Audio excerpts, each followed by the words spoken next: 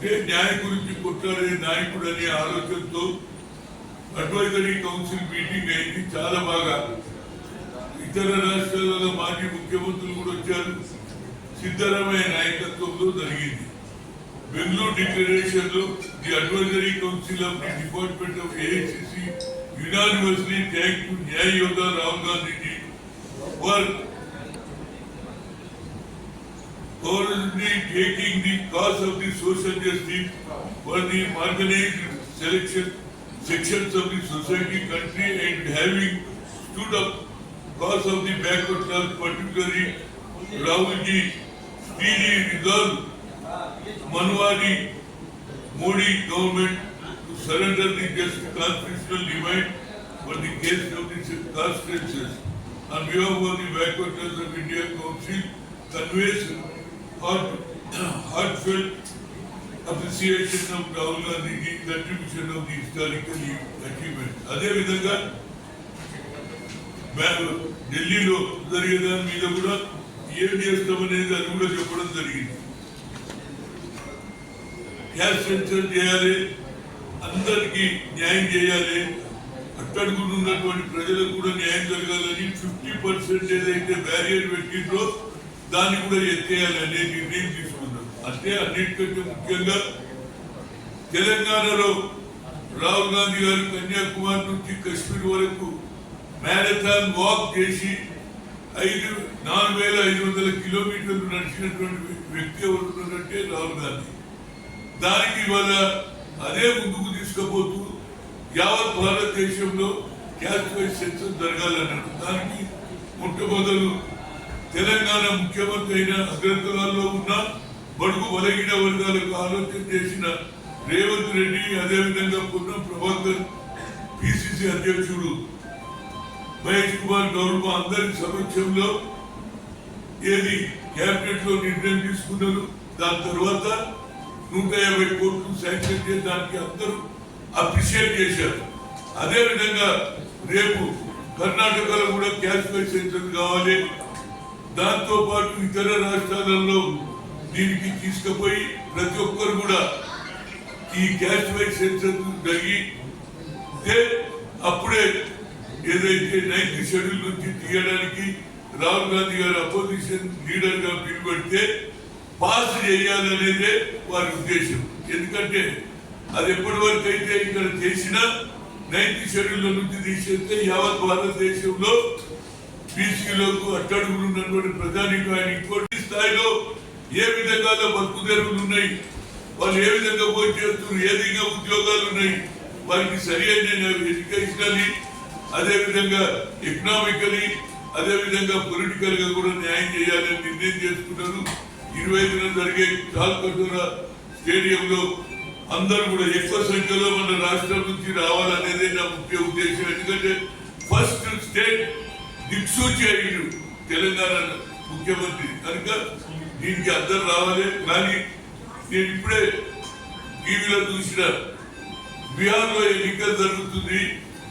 ఆడ గతంలో ఉంటుండే ఎలక్షన్ లో దొంగ ఓట్లు వేసేది, కానీ ఇప్పుడు మొదలే దొంగ ఓట్లు వేస్తున్నారు అంటే పేర్లు మారుస్తున్నారని రాహుల్ గాంధీ స్టేట్మెంట్ ఇచ్చింది. అంటే బీహార్ లో జరిగే ఎన్నికలు బీజేపీ ఎట్టి పరిస్థితుల్లో గెలవాలన్న ఉద్దేశంతో దొంగ ఓట్లు ఒరిజినల్ ఓట్లు తీసేసి దొంగ ఓట్లు చేసేయాలని ఆయన రాహుల్ గాంధీ గారు చెప్పారంటే ఆయన ఆలోచన, నరేంద్ర మోడీ ఆలోచన చూడండి, రాహుల్ గాంధీ ఆలోచన చూడండి అని అంటున్నారు. రాహుల్ గాంధీ అయిన దేశ పడుకు బలైన వర్గాలకు దేశ స్వాతంత్రం వచ్చిన తర్వాత ఇప్పటి వరకు క్యాస్ట్ వైజ్ సెన్సస్ జరగలేదు.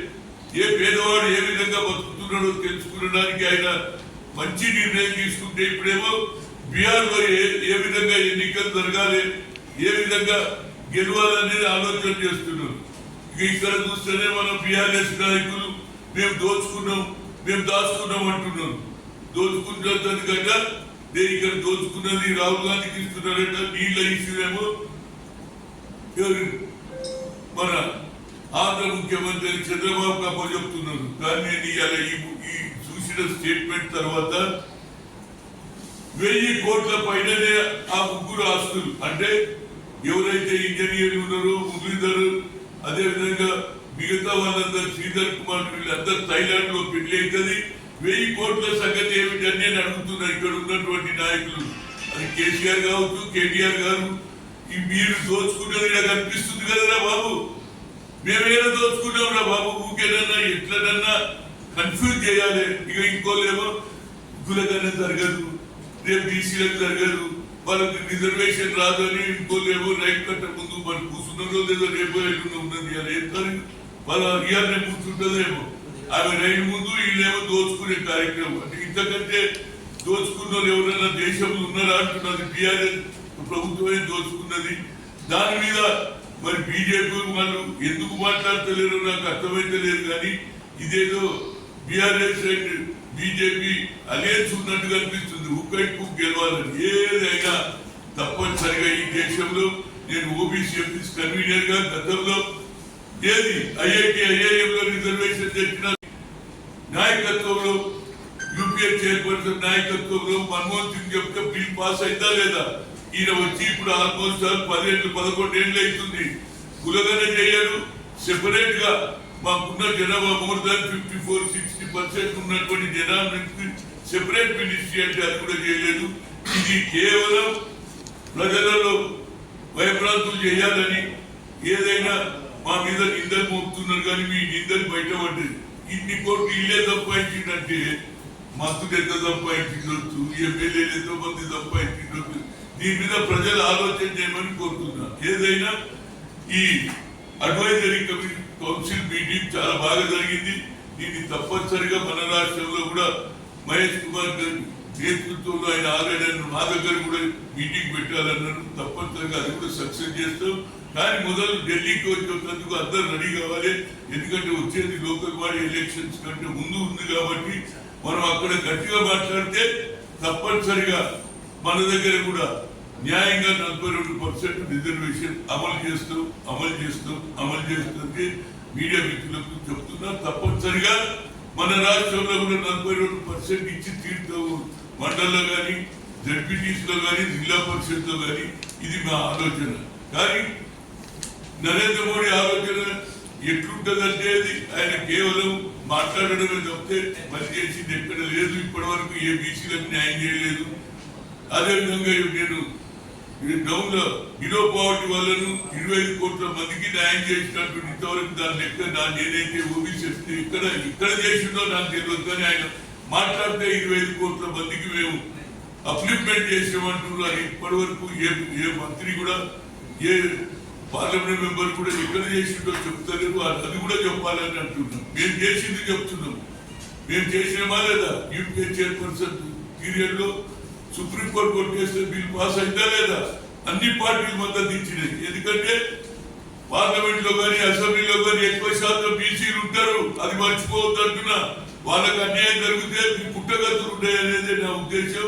ఏదైనా ఈ కార్యక్రమం ఏది న్యాయ యోధ అనే పేరు తెచ్చుకున్నటువంటి రాహుల్ గాంధీ తప్పనిసరిగా పేద ప్రజల అండదండలు ఉంటాయి. తప్పనిసరిగా వచ్చే ఎన్నికల్లో ఈ కులగన జరిగితే ఈ దేశానికి రాహుల్ గాంధీ ప్రధానమంత్రి అవుతాడు. Thank you.